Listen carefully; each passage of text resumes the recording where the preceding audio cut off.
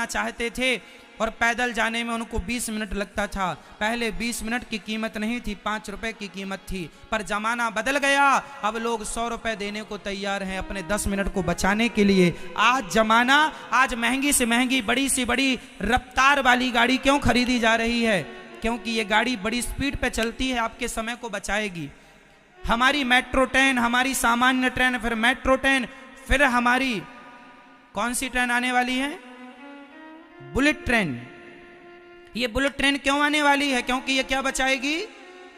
जोर से क्या बचाएगी? हाँ, तो समय बचाने के लिए खर्चा कितना हो रहा है? हजारों करोड़। बात आई ना समय पर। कुल मिला के ये सृष्टि समय पर टिकी हुई है। समय धुरी है और पृथ्वी यूं यूं चल रही है। किस पर टिकी है पृथ्वी? समय पर। आप किस पर टिके हैं? ये सृष्टि, हम, आप समय पर। इसलिए मेरी मां, किसकी वैल्यू होनी चाहिए? समय की वैल्यू आपको समझनी चाहिए या नहीं? इसलिए बैंक सवेरे 6 बजे से लेके, हम तो कहते हैं सवेरे के 8 बजे से लेके रात्रि के 8 बजे तक बैंक खुलने चाहिए, ताकि आदमी का कोई काम ना रुके। दिन भर काम करो, सुबह से लेके शाम तक काम करो। इससे क्या होगा? सरकार का प्रॉफिट होगा। एक दिन के लिए बैंक बंद होती है संडे को, हाँ या ना? एक दिन सरकारी बैंक बंद होती है संडे को। एक दिन में हजारों करोड़ का नुकसान होता है सरकार का, एक दिन की बैंक बंद होने से। आप इस बात को मानते हैं या नहीं? जो जानकार होंगे बैंक के वो जानते हैं इस बात को। एक दिन के बैंक बंद होने में सरकार का कितना नुकसान? हजारों करोड़ का।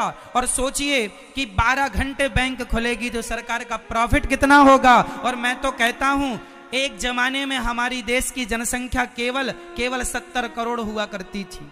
हमारे देश की आबादी कितनी होती थी? कितनी? 70 करोड़। जब 70 करोड़ लोग थे पूरे देश में, भारत में, तब संडे की छुट्टी ठीक थी। अब 135 करोड़ लोग हैं साहब, अब संडे की छुट्टी को रद्द कर देना चाहिए। कोई जरूरत नहीं है छुट्टी की। क्यों छुट्टी करना? काम करना है, काम करेंगे तो काम, देश आगे होगा। छुट्टी कर पालेंगे कुछ नहीं। अब सरकारी लोग घबरा गए, महाराज जी हमारी तो एक दिन की छुट्टी आती है, आप उसको भी खा रहे हैं ना जी? हम आपकी नहीं खा रहे हैं। हम कह रहे हैं जो भारत में बिल्कुल बेरोजगार लोग हैं, उन्हें एक दिन के लिए रोजगार दिया जाए, केवल संडे के संडे। जो बेरोजगार लोग हैं, 6 दिन आप लोग काम करेंगे जो आपकी कंटिन्यू ड्यूटी है, और एक दिन कौन लोग काम करेंगे? वो लोग जो पूरे देश में हमारे बेरोजगार हैं। अब सुनो कितना हमारे देश में काम बढ़ेगा। सुनो, अभी हमारे 10 लाख लोग बैंक में काम करते हैं। 12 घंटे की ड्यूटी हुई तो 10 लाख और ज्वाइन हो गए ना 10 लाख। सरकार का भी प्रॉफिट बढ़ा, क्योंकि उससे बहुत सारा टर्नओवर बढ़ जाएगा। दूसरा, संडे की छुट्टी ना हो, बल्कि संडे के लिए हर फील्ड के अलग कर्मचारी हों, और संडे के दिन भी वो लोग काम करें। इस प्रकार से बहुत लोगों का रोजगार बढ़ेगा। ये मैंने बैंकिंग की बातें की। ऐसे हर फील्ड में यदि काम किया जाए, अपने आप देश में रोजगार बढ़ेगा। दूसरा, अब मैं बिजनेस बढ़ाने की बात कर लूं आपसे। हमारे देश में जितनी भी गाड़ियां हैं, अधिकाधिक मारुति को छोड़ के सारी गाड़ियां विदेशी हैं। मर्सिडीज ले लीजिए, BMW लीजिएगा, फॉर्च्यूनर इत्यादि, ये टोयोटा इत्यादि लीजिएगा, सारी गाड़ियां विदेशी हैं, हाँ या ना? मारुति इत्यादि हमारे देश की गाड़ी है, टाटा हमारे देश की गाड़ी है। हम कहते हैं सरकार से, जितनी भी विदेशी गाड़ियां हैं, इनमें भारत सरकार एक शर्त रख दो कि आप गाड़ी बनाएंगे पर भारत में बनाएंगे। यदि भारत में बेचना हो तो आप गाड़ी को भारत में बनाएंगे, पहला। और दूसरा, एक पार्ट ऐसा होगा गाड़ी में जो कि आपको हिंदुस्तान से ही खरीदना पड़ेगा, तो हमारे देश के पार्ट भी बिकेंगे।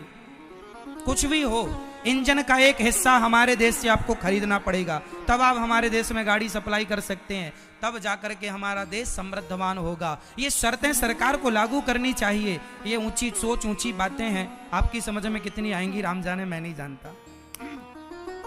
जैसे हमारे गाड़ी, जैसे टोयोटा करके कंपनी विदेशी कंपनी है, होंडई कंपनी विदेशी कंपनी है, ये कंपनियों में सरकार शर्त रखे, ये गाड़ियां खूब बिकती हैं भारत में, इनका बड़ा रोजगार है भारत में, हमारी सरकार कहे कि भाई इन्हें आप भारत में बनाएं, पहला।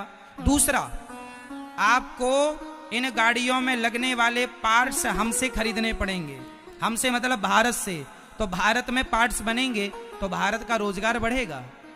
हाँ या ना? जोर से हाँ या ना? बढ़ेगा ना? बढ़ेगा ना? सरकार शर्त रख देना सारी गाड़ियां यहीं लोगे तब नहीं, ठीक है भैया, उनकी मजबूरी होगी, वो खरीदना पड़ेगा उन्हें। हजारों करोड़ का तुम्हारा प्रॉफिट होगा, रोजगार बढ़ेगा, यही सोच बड़ी करेगी देश को। इस प्रकार से काम करना पड़ेगा। दूसरा मैं कहता हूं, यदि किसान को विकसित करना है देश में तो नदियों को नदियों से जोड़ना शुरू कर देना चाहिए। बड़ी नदी को छोटी नदी से कनेक्ट कर दो। बड़ी नदी तो बह रही है, छोटी सूखी पड़ी है, हाँ या ना? बड़ी नदी बह रही है, छोटी सूखी पड़ी है, तो बड़ी नदी को छोटी नदी से जोड़ दो। क्या होगा? छोटी नदी के किनारे जितने भी किसान का खेती है, हजारों एकड़ की खेती अपने आप हरी भरी होगी कि नहीं? गरीब किसान को भी पानी मिल जाएगा, हाँ या ना? जिसके बोर कराने की ताकत नहीं है, और बोर कराने से पानी का लेवल नीचे जा रहा है, जमीन से पानी निकालने में पानी नीचे जा रहा, वाटर लेवल जो है मेरी माँ जमीन के अंदर जा रहा है। यदि उसे बचाना है तो क्या करना पड़ेगा? हमें नदियों से बड़ी नदी को किससे जोड़ें? छोटी नदी से। और छोटी नदी को किससे जोड़ दें? उससे छोटी नदी से। इससे क्या होगा? पूरा देश, हमारा पूरा देश, नदियां हमारे देश में ऐसी हैं जैसे शरीर में नसें चल रही हैं, नसों में खून दौड़ रहा, ऐसे देश की नदियां देश की नस है। नस में खून ही नहीं है, अर्थात पानी ही नहीं है। कोई एरिया क्षेत्र ऐसा है पानी नहीं, सूखा पड़ा, किसान भूखा मर रहा है।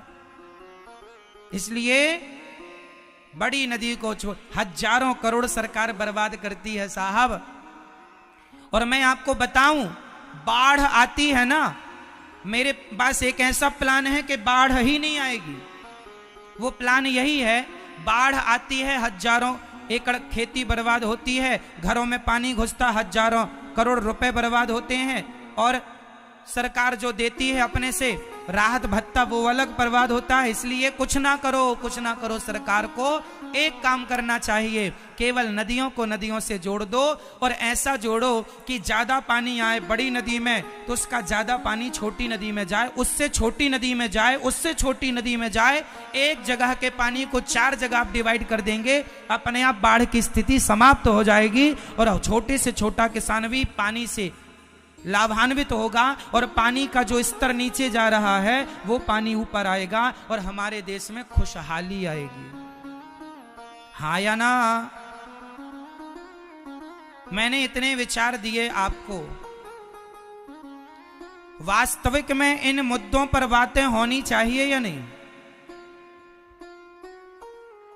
चर्चा होनी चाहिए। इन मुद्दों पे काम करने से देश में खुशहाली आएगी या नहीं? अभी कुछ और मुद्दे हैं मेरे पास, आज ही ना कहूं, आप पता नहीं आप संभाल पाते हैं कि नहीं,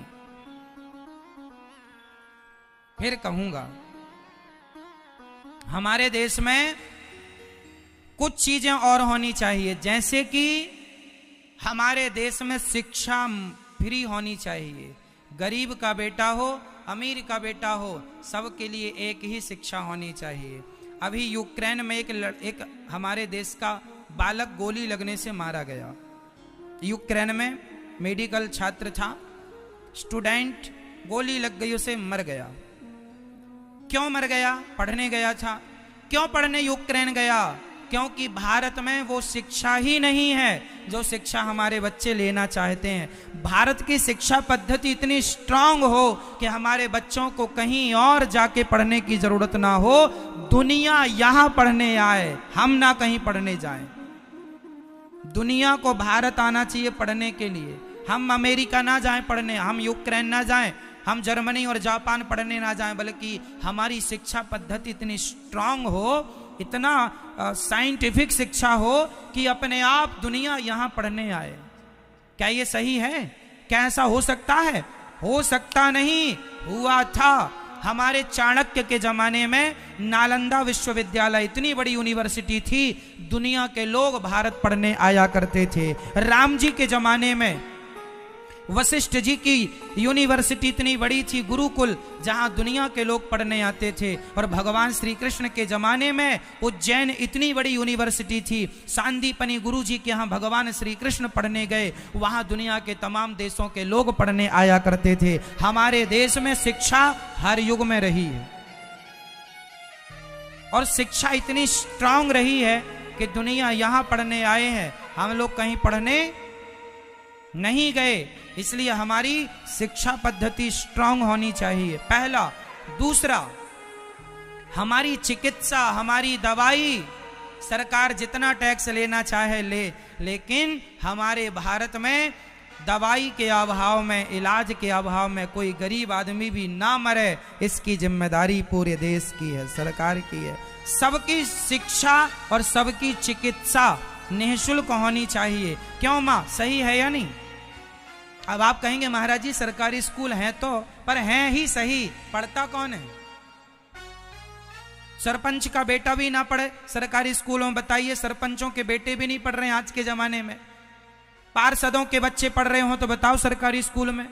विधायक सांसदों की तो छोड़ ही दो आप। मैं कहता हूं देश तब तरक्की करेगा यदि सरकार ने सरकारी स्कूल बनाए हैं तो सभी विधायक और सांसदों से कहें कि भाई आप अपने बच्चे स्कूल में पढ़ाइए, सरकारी स्कूल में। जब इन लोगों के बच्चे पढ़ेंगे तो अपने आप इन लोग जिम्मेदारी से शिक्षा पद्धति को स्ट्रांग कराएंगे। अभी तो हमारा बच्चा पढ़ता ही नहीं है, चलो जैसा चल रहा चलने दो। ये गैर जिम्मेदारी है, ये जिम्मेदारी नहीं है। यदि सरकारी स्कूल हैं तो फिर प्राइवेट स्कूल में क्यों पढ़ाने पर लोग मजबूर हैं? ये जवाब कौन देगा? और प्राइवेट ही स्कूल हैं तो फिर सरकारी स्कूलों की जरूरत क्या है? बहुत सारे सरकारी स्कूल ऐसे हैं जिनमें केवल 10 बच्चे हैं, 15 बच्चे हैं, केवल 10-5 बच्चे हैं। अरे भाई, शिक्षा पद्धति सबके लिए समान। प्रधानमंत्री का बेटा भी वहीं पढ़े और देश के मजदूर का बेटा भी वहीं पढ़े जहां प्रधानमंत्री का बेटा पढ़ रहा हो। यह शिक्षा का स्तर होना चाहिए, हाँ या ना? शिक्षा और चिकित्सा, यदि ये दोनों पे काम हो गया तो मेरी माँ, मेरा देश सोने की चिड़िया था, है और हो जाएगा। देश में परिवर्तन ऐसे आएगा, केवल बातों से नहीं आएगा, काम ये होने चाहिए। आजकल का आदमी तो आलू भटे, आलू और बैगन के और टमाटर के भाव में ही चल रहा। महाराज सिलेंडर बड़ा महंगा हो गया, आलू बड़ा महंगा चल रहा है। ये कोई मुद्दा ही नहीं है। मुद्दे ये हैं शिक्षा और चिकित्सा, लेकिन अब ध्यान ही नहीं है। चलो अब हमारा ये सब्जेक्ट जो था, आप बात करेंगे जब, तो हम इस पे और आपको प्रकाश डालेंगे और चर्चा होगी। अब आज के लिए इस मुद्दे को यहीं विराम देते हैं। अब भगवान की पावन कथा में प्रवेश करते हैं, ठीक है? तो जो सुझाव मैंने आपको दिए, देश को दिए, ये सही हैं या नहीं? केवल मैं ऐसा तो नहीं केवल मुंह चला रहा हूं व्यर्थ का, क्यों? सही है, इस पे काम होगा तो देश में सुधार होगा। चलिए, आप कह रहे हैं तो ठीक है।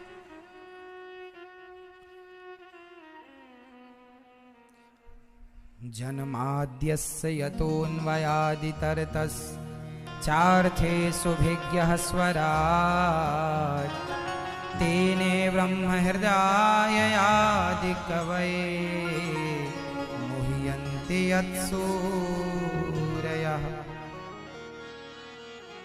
तेजो वारिमृदां यथा विनिमयो यत्र त्रिसर्गो मृषा धाम्ना स्वेन सदा निरस्तकुहकं सत्यं परं धीमहि। जो परमात्मा सृष्टि को उत्पन्न, पालन, संहार करने वाले हैं, उन परमात्मा को हम बारंबार नमस्कार करते हैं। प्रिय भक्तों, भागवत जी में धर्म का वर्णन किया गया है। मनुष्य का धर्म क्या है। आज कथा का दूसरा दिन है ना।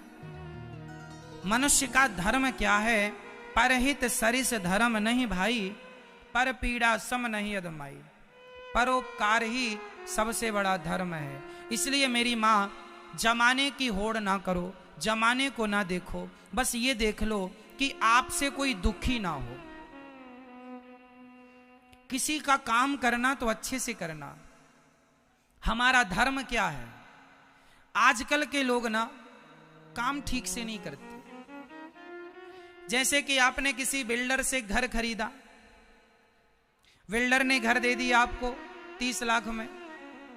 अब आपके घर जाते ही बारिश आई तो छत चू रही है, टप टप टप टप टपक रही है। अरे फोन ला बिल्डर भैया, आपने घर बनाया 30 लाख रुपए लिए तो पानी टपक रहा। नहीं, नया घर है, अभी ठीक होगा। इसका मतलब बिल्डर भाई ने गोलमाल कर लिया, सब दे दिया 30 लाख का घर और लागत सरिया बिल्कुल पतली पतली लगा दी, सीमेंट बिल्कुल कम डाली, कोई ध्यान नहीं दिया उसकी मजबूती में। उसको तो पैसे कमाने थे। इसलिए मैं आपसे कहता हूं, यदि आप में से कोई बिल्डर है तो ये भी सेवा है। यदि मैं अपने लिए घर बनाऊंगा तो कैसे बनाऊंगा। आदमी रोज रोज घर नहीं बनाता, सारी जिंदगी लग जाती है घर खरीदने में। लेकिन ये पैसे वाले लोग पैसा लेकर के आम आदमी को ठग लेते हैं साहब। ये अन्याय हो जाता है आम आदमी के संग। इसलिए हर आदमी धर्म की परिभाषा जान जाए। वो ये नहीं जानता कि तुम चूस रहे हो ना लोगों का पैसा, तुम्हारे अब लोगों की ये बद्दुआएं तुम सह लोगे।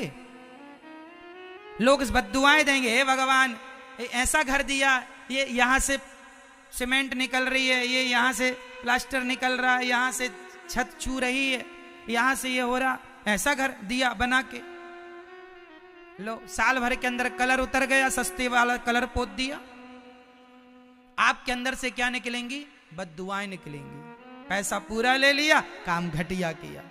आपके अंदर से क्या निकलेंगी? इसलिए हाथ जोड़ के कहता हूं, यदि आप बिजनेसमैन हैं, व्यापारी हैं, बिल्डर हैं, कोई आपका जो भी कस्टमर है, आपका जो भी ग्राहक है, प्रॉफिट कमाइए, उचित कमाइए। लोभ के चक्कर में जहां लोभ होगा वहां सर्वनाश होगा। इसलिए प्रॉफिट कमाना अच्छा है, मेहनत आपने की है, लीजिए, पर उचित लीजिए। सामने वाले की जिंदगी भर की कमाई को बर्बाद ना कीजिए, नहीं उसकी दुआएं, उसके बच्चों की और उसकी बद्दुआएं तुम्हारे जीवन में ना सुख होगा ना शांति होगी। आदमी यही भोगता है, मान नहीं रहा है। आज का आदमी बेईमानी करे जा रहा है, करे जा, भूल गया है कि सब यही हिसाब करके जाना है। हिसाब तो यही करके जाना है। बांध के ना तुम्हारे बाप दादे ले गए, ना बांध के तुम ले जाओगे। इसलिए हाथ जोड़ के कहता हूं, किसी के संग बेईमानी ना करना। किसी के संग की बेईमानी तो फिर अपनी तुम्हारी खैर नहीं है। परमात्मा के घर देर है, अंधेर नहीं है। लाख आंख से देख रहा है, तुझे देखने वाला सच की खेती कर ले चतुर नर। समय गुजरता जाता मेरे मालिक की दुकान में, सब लोगों का खाता। बेईमानी ना करो, उचित कमाओ, मेहनत का कमाओ। जो लागत तुम लगा रहे हो वो लो, जो आपका प्रॉफिट है, जो आपकी मेहनत है वो लीजिए। अब आप 2 रुपए की चीज 100 रुपए में बेचेंगे तो जल्दी सर्वनाश होगा। लोगों को, अरे कई लोग तो बड़ा ठग लेते हैं, लेकिन आप देख लो, आप इतिहास उठा के देख लो, जो लोग बेईमानी से आगे बढ़ते हैं, जितनी तेजी से आगे बढ़ते हैं उतनी तेजी से वो पीछे भी हो जाते हैं, इसलिए गिर जाते हैं। इसलिए बेईमानी बहुत दिन तक आपको थाम के नहीं रख सकती। कुछ दिन, माना कि कुछ दिन आपका जलवा रहेगा, पर बहुत जल्दी डैमेज हो जाओगे। इसलिए ईमानदारी आगे तक चलेगी। तुम्हारी आने वाली सारी पीढ़ियां खुश रहेंगी ईमानदारी से। और बेईमानी, हम एक जगह कथा सुनाने गए तो वहां एक मिठाई वाले मिल गए हमें। बोले महाराज जी हमारी दुकान बिल्कुल नहीं चलती। हमने कहा ये बाजू वाली की दुकान में तो खड़े होने की जगह नहीं है, इसकी बड़ी चल रही है, तुम्हारी इसके बगल में है, एक दीवार का अंतर, तुम्हारी नहीं चल रही है। बोले महाराज सब हमारे बाप दादों के कारण है। हमने कहा इसमें तेरे बाप दादों का क्या काम है? बोले महाराज जी हमारी मिठाई की दुकान हमारी पैतृक थी। पैतृक मतलब पिताजी के पिताजी से शुरू हुई। तो हमारे पिताजी ने क्या किया, खूब डालडा घी बेचा देसी कह कह के, मिठाई बनाई डालडा घी की और बोला देसी घी की शुद्ध मिठाई देसी, और लोगों ने ले जाके खाए, अरे तो डालडा है। तो हमारे पिताजी को सब लोग जान गए कि फलाना आदमी तो डालडा बेच रहा है, घी कह के, देसी घी कह के। अब लो पिता का नाम खराब हुआ तो लोगों का विश्वास उठ गया कि ये तो बेईमान आदमी है। और अब बोला महाराज मैं शुद्ध देसी घी की बनाता हूं तो मेरी कोई नहीं खरीदता, और ये बगल वाला मिलावट करता, डालडा मिलाता है। चूंकि इसके बाप दादों ने खूब देसी दिया था, देसी घी का, तो लोगों का विश्वास जीत लिया। तो पूरी भीड़ यहाँ है, बगल में हमारी दुकान है, हम अच्छा बेच रहे हैं पर कोई नहीं आता, क्योंकि नाम खराब हो गया। हमारे बाप दादों ने खूब धोखा किया। तो कहने का तात्पर्य है बेईमानी तुम्हारी कुछ दिन चल सकती है, कुछ महीने चल सकती है, लिख के रखो बेईमानी सदा नहीं चल सकती। सदा तो सत्य ही चलेगा, सदा तो बेईमानी कुछ महीने कुछ साल चल जाएगी, सदा तो सत्य ही चलता। इसलिए सत्य के रास्ते पर चलो। यदि अपनी पीढ़ियों को भी खुशी देना चाहते हो, खुश देखना चाहते हो, तो जो भी नींव रखना, सत्य की नींव रखना, ईमानदारी की नींव रखना। ग्राहक कम आए, एक आएगा, उसका विश्वास जीत लेना, 2 लोगों को वो लेकर आएगा। 2 लोगों का विश्वास जीत लेना। इसकी दुकान में आज भीड़ है और ये बेईमानी कर रहा है, तो जो लोग जाएंगे लेकर वो देखेंगे ये तो बड़ा घटिया सामान, दोबारा कोई नहीं जाएगा। और तुम्हारी ईमानदारी से यदि तुम चलाओगे, लोगों का दिल और विश्वास जीतोगे, तो आज कम है कल ज्यादा होने की संभावना है। और बेईमानी में आज ज्यादा है तो कल माइनस ही होगा, बेईमानी से प्लस नहीं हो सकता। इसलिए नींव किसकी हो? ईमानदारी की। इसलिए धर्म क्या है? सत्य। मनुष्य का धर्म है सत्य बराबर तप नहीं, झूठ बराबर पाप, जाके हृदय साच है प्रभुता के हृदय आप। इसलिए रावण की लंका तो थी पर झूठा था रावण, और राम जी की लंका क्या, पांव में चप्पल नहीं थी, रहने को झोपड़ी नहीं थी, लेकिन क्या था, जोर से सत्य था। राम जी के पास सत्य था और रावण के पास झूठ था। झूठा रावण था, लंका में रहता था, सत्य के रास्ते पर राम थे। सोने को पेड़ की छांव थी, लेकिन सत्य के मार्ग पर चले तो रावण सोने की लंका में बेईमानी से रहता था। बेईमान रावण की लंका उजाड़ दी उन राम ने जो सत्य के रथ पर सवार थे, जो सत्य पर सवार थे। सत्य को हल्के में ना लेना मेरी मां। बेईमानी कुछ दिन तुम्हें हलवा पूरी खिला सकती है, पर सत्य तुम्हें सदा दाल रोटी देता रहेगा, सदा दाल रोटी देता रहेगा। बेईमानी तुम्हें हलवा पूरी खवाएगी, वो भी कुछ दिन, लेकिन सत्य हमेशा क्या खिलाएगा? दाल रोटी। तो कभी कभी की हलवा पूड़ी अच्छी है या सदा की दाल रोटी अच्छी है? सदा दाल रोटी मिलनी चाहिए। आज हलवा मिल गया, पूड़ी मिल गई, वो कल कुछ नहीं मिला। इसलिए कभी कभी का हलवा पूड़ी ना दे विधाता, सदा दाल रोटी देते जाना। यही बुद्धि देना विधाता कि मैं कभी किसी के साथ गलत ना करूं, किसी के साथ गलत व्यवहार ना करूं, मेरे द्वारा किसी का दिल ना दुखे। यही धर्म है मेरी माता। ये क्या है? ये क्या है? क्या है? जोर से धर्म है। जो धर्म की रक्षा करता है, धर्म उसकी रक्षा करता है। ईमानदारी से चलोगे सुखी रहोगे। ईमानदार आदमी भले नमक रोटी खाए और बेईमान आदमी भले 56 भोग खाए, 56 भोग खा के भी बेईमान आदमी दुखी होगा और ईमानदार आदमी नमक रोटी खा के भी बहुत सुखी होगा। इसलिए ईमानदारी की नमक रोटी अच्छी, बेईमानी अच्छी। मनुष्य का धर्म है सत्य के रास्ते में परोपकार करना, सेवा करना, अपनी मां की सेवा। आप में से कितनी बहुएं हैं जो अपने सास के चरण दबाती हैं?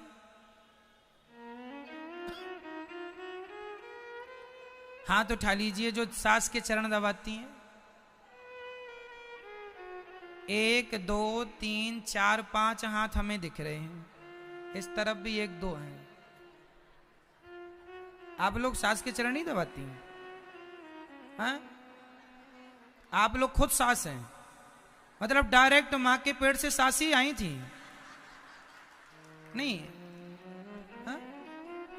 अच्छा, जब थी तब तो दबा, वही तो हम कह रहे हैं।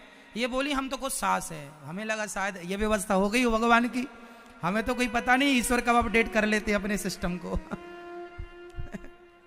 क्षमा कीजिएगा, पर जब आप बहू थी तब दबाते थे ना, तो हाथ खड़ा कीजिए, कोई दिक्कत थोड़ी है। सास देख रही होगी, खुश होगी। तो सदा हमें सेवा, चरण दबाना क्या है? अपने बड़ों की सेवा। सेवा ही भक्ति है। माला जपना, जंगल चले जाना, दिन भर बैठे भगवान के सामने बैठे रहना, ये केवल ये भक्ति नहीं। भक्ति ये है, पर केवल यही भक्ति है ऐसा नहीं।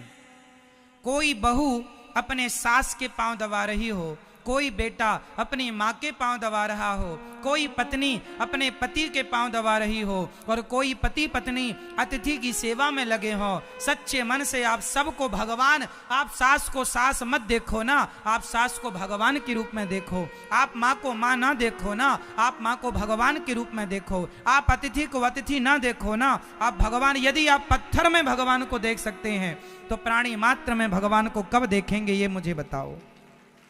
सब में ईश्वर को देखना और सब में ईश्वर को देखकर सबकी सेवा करना, इस भाव से कि यही भगवान है। हर आदमी अपने अपने कर्तव्यों का निर्वहन करे, हर आदमी अपने कर्तव्यों का पालन करे, धर्म का आचरण करे, तो कोई व्यवस्था बिगड़ेगी ही नहीं। आप अपनी सास की सेवा करो, फिर आपकी बहू आपकी सेवा करे, फिर उसकी बहू उसकी सेवा करे, क्या बात होगी? घर स्वर्ग बन जाएगा। मैं अपनी बाकी बात मानूं, मेरा बेटा मेरी बात माने, उसका बेटा उसकी बात माने, सब एक दूसरे का सम्मान आदर करें। मैं अपने माँ बाप का आदर करूं, मेरा बेटा मेरा आदर करे, उसका बेटा उसका आदर करे, उसका बेटा, यही तो व्यवस्था है। और आज के युग में, आज के परिवेश में यही व्यवस्थाएं बिगड़ी हैं। आज बेटा बाप की बात मानने को तैयार नहीं, आज की बहू सास की बात मानने को तैयार नहीं, और जब बड़ों का आदर सम्मान खत्म हो गया, अपने आप व्यवस्थाएं बिगड़ गई। हमारी बात आप ना माने और आपकी बात हम ना माने, तो बताइए कोई व्यवस्था बन सकती है? भाई व्यवस्था तो तब बनेगी या आप हमारी माने या हम आपकी माने। हमने आपको कह दी आप यहां बैठ जाइए और आप बैठ गए, तो यह व्यवस्था है। अब हमने कह दी आप यहां बैठिए और आपने कह नहीं, हमने नहीं बैठेंगे यहां, तो फिर यह व्यवस्था कैसे बनेगी? इसलिए जो बड़े कहें छोटे मानते रहें, लेकिन बड़ों को भी सही बात कहनी चाहिए। आज हर जगह केवल बहुएं गलत नहीं होती, आज बहुत जगह सास भी गलत होती है, बहुत जगह बेटा गलत नहीं होता, बहुत जगह बाप गलत होता है। देखो, समझना पड़ेगा एक दूसरों को। आजकल के जितने माता पिता हैं उनमें सभी नहीं, कुछ परसेंट माँ बाप ऐसे हैं जिन्होंने समय के साथ अपने आप को अपडेट नहीं किया। कई माता पिता ऐसे हैं पुराने माहौल में ही जी रहे। बेटे ने कहा, एक बेटे ने अपने पिताजी से कहा, पिताजी गांव में बच्चों की पढ़ाई नहीं हो पाएगी, ये सब बिगड़ जाएंगे गांव की संगत में, शहर में हम कुछ काम भी कर लेंगे, हमारा काम भी लग गया है, अच्छा खासा कमा लेंगे, यहाँ 5,000 कमाते हैं, वहाँ 15,000 कमा लेंगे, बच्चे पढ़ जाएंगे, चलो आप भी, हम वहाँ आपकी सेवा करेंगे। अब माँ बाप नहीं, हम अपना घर नहीं छोड़ के जाएंगे, तू बड़ा शहर शहर करता जा, लो भैया। अब बेटा हाथ जोड़ के कहता पिताजी चलो, माँ जी चलो। अब बाप कहता नहीं मैं तो गांव छोड़ के नहीं जाऊंगा, अब चलो बेटा चला गया। अब चला गया तो माँ रोने लगी, भैया हमारे बेटे ने तो, हमें बहू ने पता नहीं कैसे कान भरा, बेटा चला गया। अब पूरे गांव में सास रो रही है, गांव में गाना गाती है। वो ये सिचुएशन नहीं देखती कि भाई आज के जमाने में शिक्षा अनिवार्य है। वो बच्चों की मजबूरी, आजकल के बहुत सारे माँ बाप ऐसे हैं जो बच्चों की मजबूरी नहीं समझते। बहुत सारे माँ बाप ऐसे हैं जहां माँ बाप ही गलत हैं और आरोप बच्चों पर लगा रहे हैं। अरे बेटा तुम्हारा तुम्हारे बच्चे के लिए गया है कि वो पढ़ जाए, वहां गांव में काम नहीं है कुछ, शहर में कोई काम बन जाएगा, कमा लेगा, पढ़ा लेगा बच्चों को।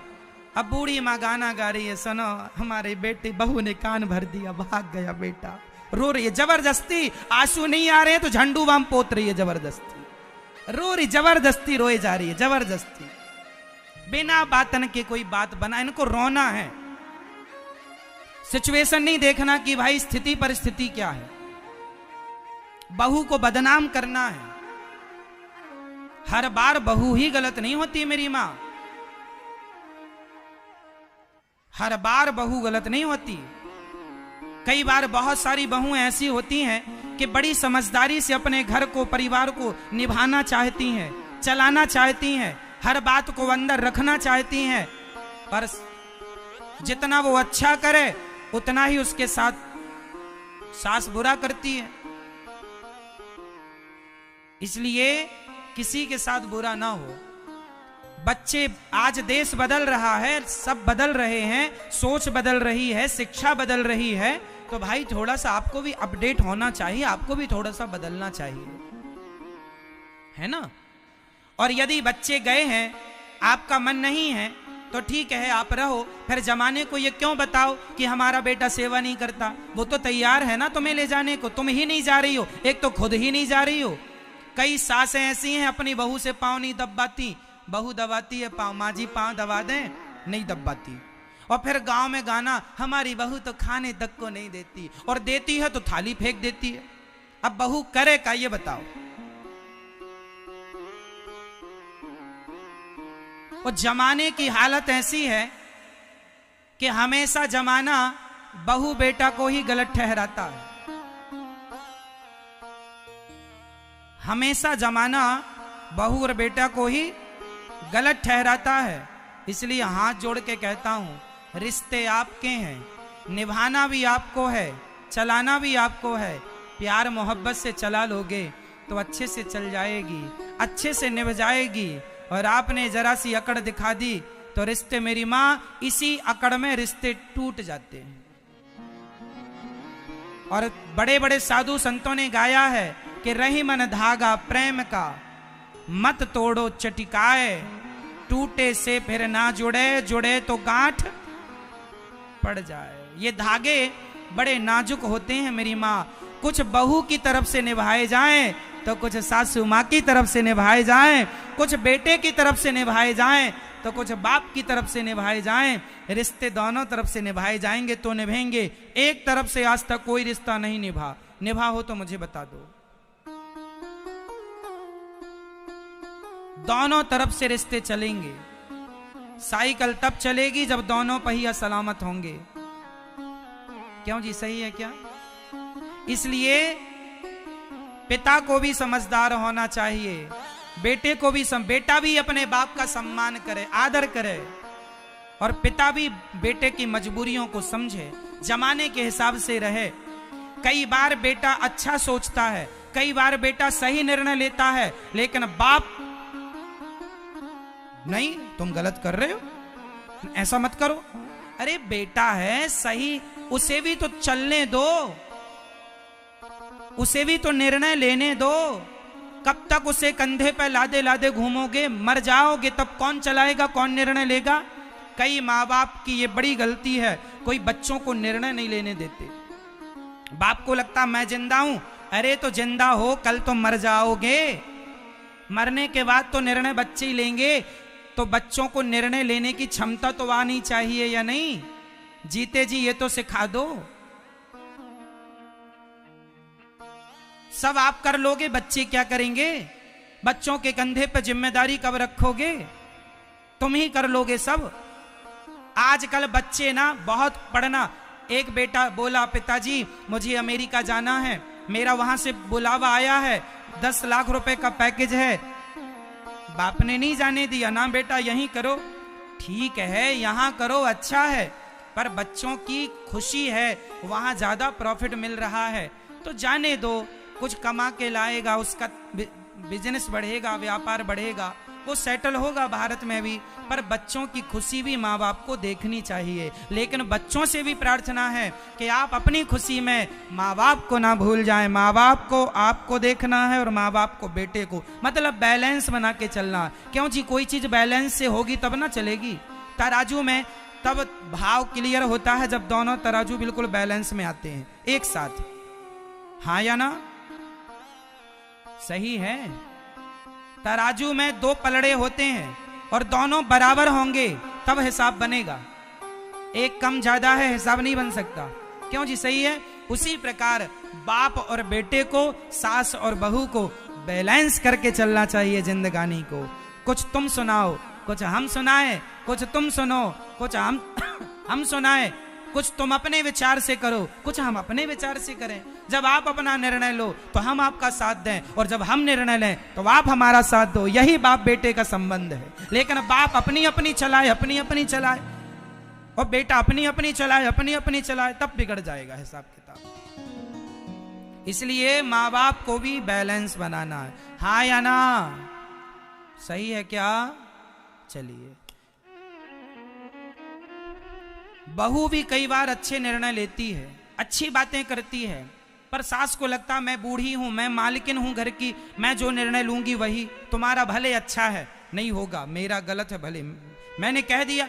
कई लोग इतने जिद्दी होते हैं कि जो कह दिया भले गलत हो, मेरा कहा होना चाहिए।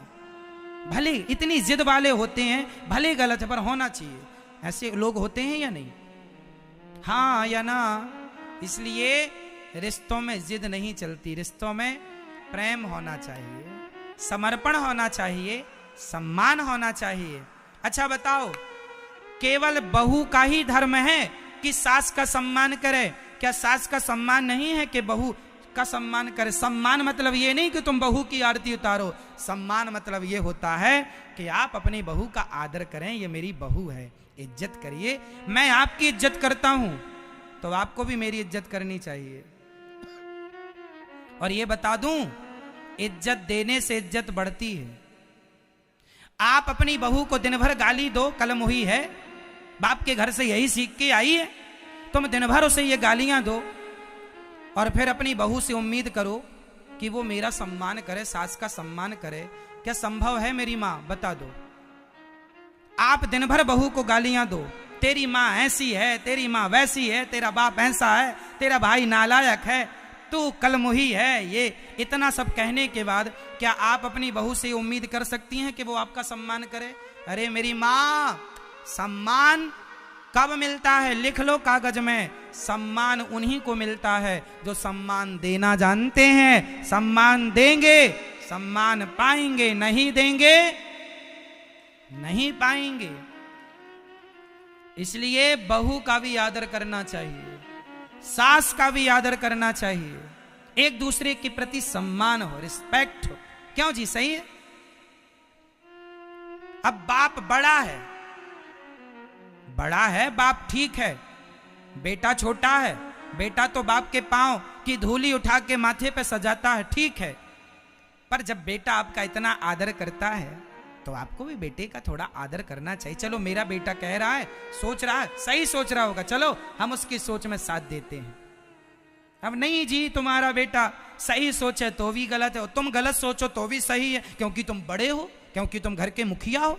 ना जी, ये मनमानी नहीं चलेगी। ऐसी मनमानी करोगे रिश्ते टूट जाएंगे।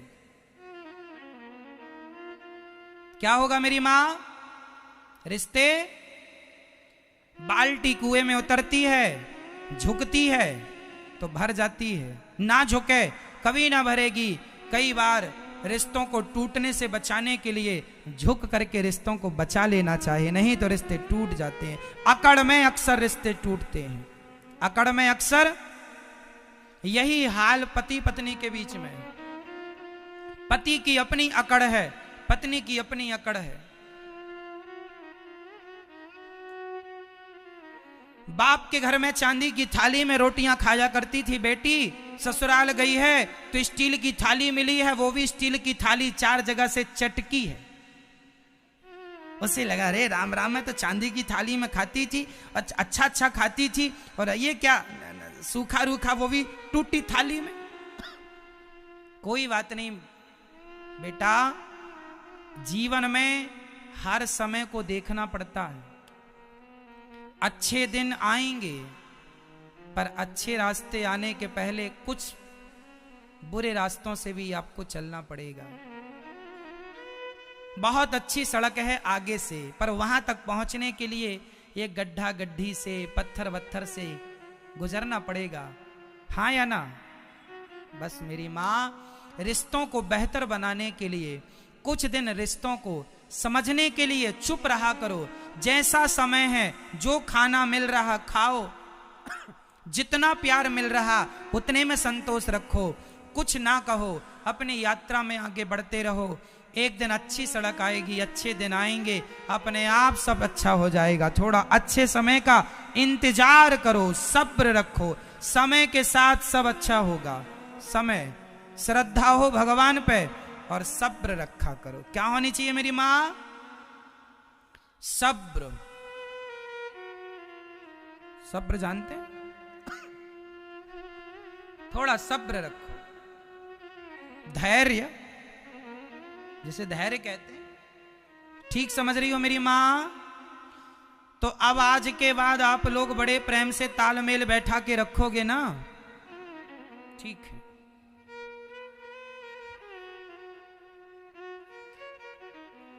मनुष्य का धर्म यही है। भगवान के 24 अवतारों का उल्लेख भागवत जी में हुआ।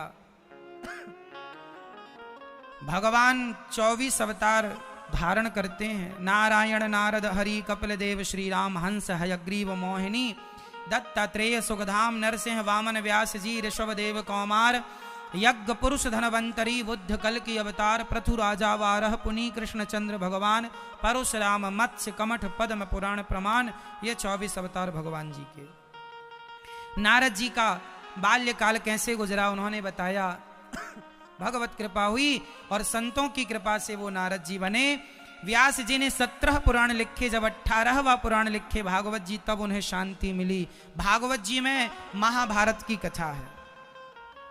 शुरुआत महाभारत से भागवत जी स्टार्ट हुई। महाभारत 2 पक्षों में लड़ा गया, कौरव और पांडव। हमेशा जीत किसकी होती है? अधर्म की या धर्म की? किसकी?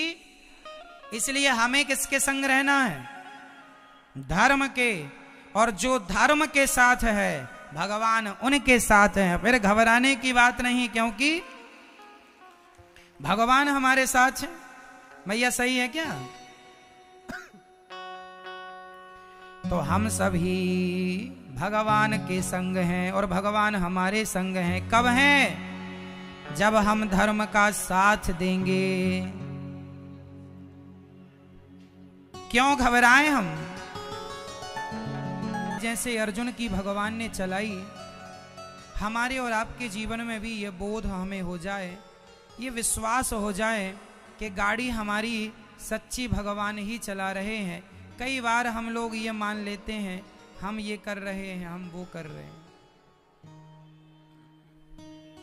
हम कुछ नहीं करते, सिर्फ डींगे मारते हैं। काम तो भगवान ही कर रहे हैं। अभी बताओ, हम श्वासें ले रहे हैं तो किसकी मर्जी से? हाँ, हमारी मर्जी से हम श्वासें लेते तो फिर छूट जाती हैं, तो फिर हमारी मर्जी तो थी नहीं, फिर छूट कैसे गई सांसें? हम सब ईश्वर की मर्जी से चल रहे हैं, जबरदस्ती अपना घमंड जोड़े हैं, अहंकार, हम मैं। भगवान के हो जाओ, जैसे अर्जुन पूर्ण रूप से भगवान के हो गए। और जब भगवान के आश्रित कोई भक्त होता है तो भक्त पे आई सारी मुसीबतों से, सारे संकटों से भगवान बचाते हैं या नहीं? हाँ या ना? अर्जुन पर 2 बार मुसीबत आई महाभारत के युद्ध में। पहली मुसीबत तब आई जब भीष्म पितामह ने, मैया हो गया, मोबाइल चल गया। अच्छा, आप कथा सुन लो मेरी माँ। मैया हो गई पंचायत पूरी आपकी, थोड़ा ध्यान दे दो मेरी माँ। अच्छा सुनो, पहला संकट अर्जुन पर तब आया जब भीष्म पितामह ने पांडवों को मारने का संकल्प ले लिया। दुर्योधन ने भीष्म पितामह से बोला कि आप तो पांडवों को मारना ही नहीं चाहते, आप तो मिले हुए हैं उस पार्टी से, ये आरोप लगा दिया दुर्योधन ने। तो पितामह गुस्सा में आ गए, मैं संकल्प लेता हूं कल के युद्ध में 5 पांडवों को मार दूंगा, या फिर कल का युद्ध मेरे जीवन का आखिरी युद्ध होगा। ये बात है 10वें दिन की। कौन सा 10वां दिन है? युद्ध का 10वां दिन। 10वें दिन 9वें दिन की रात्रि को पितामह ने प्रतिज्ञा की कि मैं मार डालूंगा। महाभारत का युद्ध टोटल 18 दिन चला था। राम रावण का युद्ध भी 18 दिन ही चला। 10वें दिन पितामह ने 9वें दिन 9वीं रात को प्रतिज्ञा ले ली कि मैं मार डालूंगा कल के युद्ध में। कल मतलब 10वां दिन युद्ध का। रात को द्रौपदी को पता चला, दौड़ी दौड़ी आई, कन्हैया कन्हैया कन्हैया, जान रहे हो, सुना आपने क्या? कल मेरे पतियों को मार देंगे। पितामह की प्रतिज्ञा अधूरी नहीं होती, वो तो अखंड ब्रह्मचारी है, जो कहेंगे करेंगे। कभी झूठ नहीं बोला पितामह ने, उनकी ये बात झूठी नहीं पड़ेगी, इसलिए मेरी रक्षा करो। भगवान ने कहा, द्रौपदी मैं नहीं बचा सकता तेरे पतियों को। वाह कन्हैया, आप भगवान होके नहीं बचाएंगे तो बताओ फिर हमारा कौन है, हम किसके पास जाएं? भगवान बोले, मैं रास्ता बता देता हूं, तू ही कर सकती है ये काम। गहराई को समझना मेरी मां, कई बार भगवान सब नहीं करते, भगवान कई बार आपके द्वारा भी कराते हैं। समझना इस बात को। कई लोग कहते हैं ना, महाराज जी हमने तो भगवान को देखा नहीं, हम तो भगवान से मिले नहीं। ना, गलत कह रहे हैं आप। आपने कई बार भगवान को देखा होगा। आपकी मुसीबत पर, आपके संकट पर जो व्यक्ति आपको संकट से उबारने के लिए, बचाने के लिए आया, वो कोई और नहीं था, उस रूप में भगवान ही आए थे। लेकिन आप ना पहचान पाए, आप ना जान पाए। इसीलिए सही मार्ग दिखाने वाले को भी भगवान ही समझना चाहिए। सही मार्गदर्शक को क्या मानना चाहिए? भगवान।